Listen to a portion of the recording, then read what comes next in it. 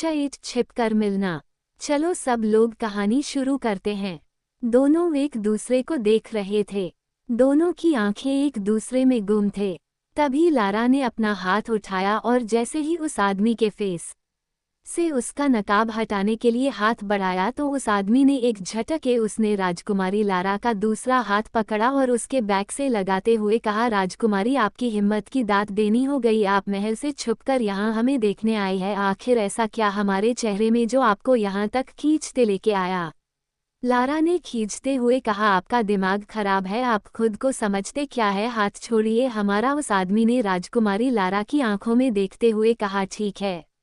और इतना कह उसने अपना हाथ राजकुमारी लारा के हाथ से छोड़ दिया, जिससे राजकुमारी लारा एक झटके में नीचे जमीन पर गिर गई और चीखते हुए कहा, आउच। वो आदमी राजकुमारी लारा को देख खिलखिला के हंस पड़ा। उसको खिलखिलाते देख राजकुमारी लारा ने गुस्से में उठी और एक झटके में अपने कमर के पास से एक छोटा सा खंजर निकाल उस आदमी के गले पर रखते हुए कहा, राजकुमारी के साथ ऐसी बदतमीजी आपको बहुत महंगी पड़ेगी। वो आदमी आराम से बस राजकुमारी लारा को देख रहा था। तभी वो आगे बढ़ने लगा, जिससे वो नाइफ उसके गले पर धंसता जा रहा था और उसके गले से खून रिस रहा था। उसके खून को देख राजकुमारी लारा की सांसें तेजी से चलने लगी, जिससे उसका चेस्ट तेजी से ऊपर नीचे हो रहा था। उस आदमी की नज़र राजकुमारी लारा के चेस्ट और थी। राजकुमारी लारा ने एक झटके में पीछे हो गई। तभी उसने कहा, अब इतना दूर आ ही गई है, आप तो देखते जाइए कि आपको बचाने वाला कौन है।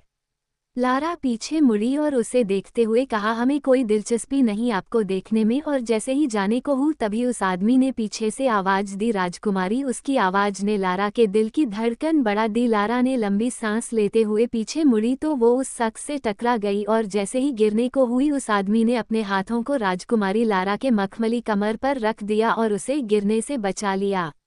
लेकिन अगले ही पल लारा का नाव उसके फेस से हट गया।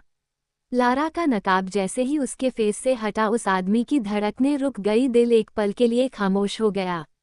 लारा की मखमली बॉडी पर जैसे ही उस आदमी के हाथ टच हुए करा के पूरे बॉडी में सिहरान दौड़ गई और उसे कपकपी सी फील होने लगा।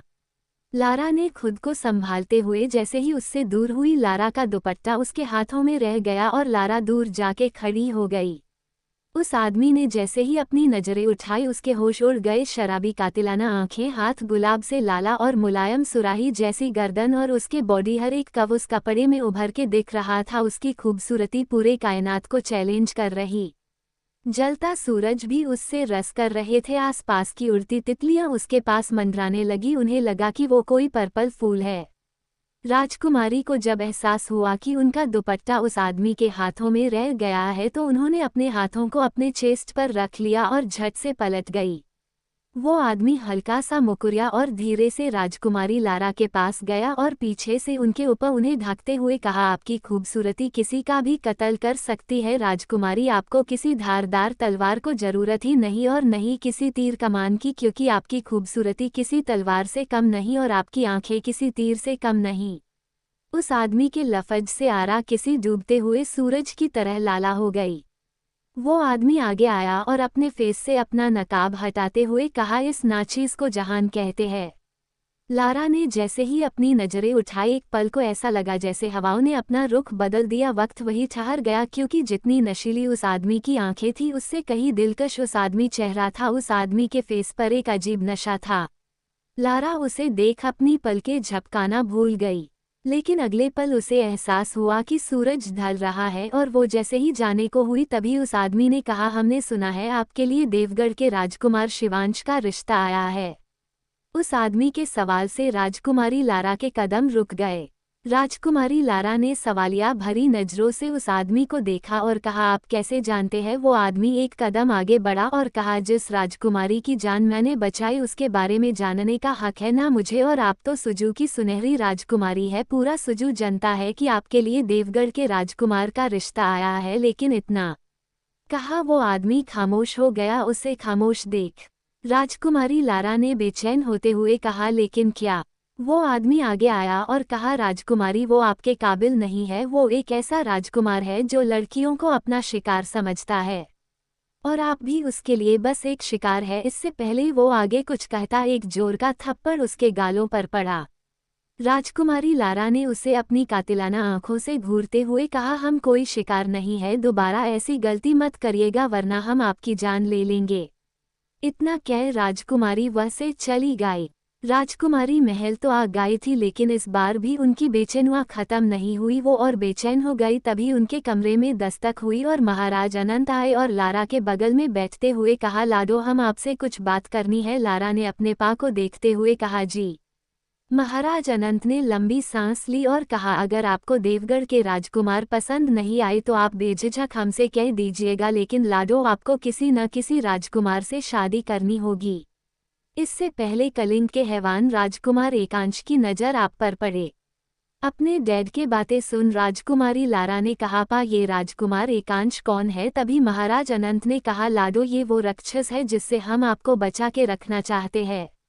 कहने को ये कलिंग का महाराज है लेकिन ये बहुत बड़ा हैवान है।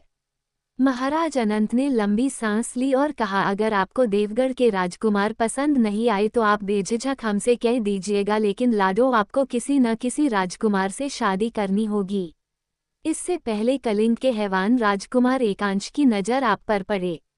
अपने डैड के बातें सुन राजकुमारी लारा ने कहा, पा ये राजकुमार एकांश कौन है? तभी महाराज अनंत ने कहा, लाडो ये वो राक्षस है जिससे हम आपको बचा के रखना चाहते हैं। कहने को ये कलिंग का महाराज है लेकिन ये बहुत बड़ा हैवान है। ये सुजू को हराकर आपको जितना चाहता है। आपको अपनी इतना कह महाराज खामोश हो गई। उन्हें खामोश देख लारा ने कहा, पा हमें अपनी क्या? महाराज ने अपनी आंखें बंद कर ली और कहा, रखेल ये सुजू को हराकर आपको जितना चाहता है। आपको अपनी इतना कह महाराज खामोश हो गई। उन्हें खामोश देख लारा ने कहा, पा हमें अपनी क्या? महाराज ने अपनी आंखें बंद कर ली और कहा, रखेल।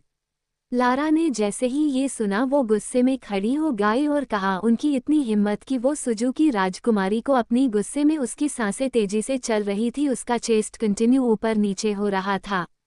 महाराज अनंत ने लंबी सांस ली और बैग से उठते हुए लारा के शोल्डर पर अपने हाथ रखते हुए कहा, आप उसकी फिक्र मत कीजिए, हम हैं न। इतना कह उन्होंने राजकुमारी लारा के सिर पर हाथ फेरा और वहां से चले गए। उनके जाते हैं किया भागते हुए आए और अपने हाथों में लिए हुए एक खत को राजकुमारी लारा को देते हुए कहा, राजकुमारी ये आपके लिए किसी शाशा राजकुमारी ने भेजा है। बाहर खड़े आदमियों ने आपको देने को कहा। लारा ने उस कागज को लिया तो देखा उस पर एक मोहर लगी थी जो कि शाही घराने की थी। लारा ने जैसे ही वो कागज को खोला और पहले लफ्ज पड़ा उसकी आंखें बड़ी हो गए और वो एक झटके में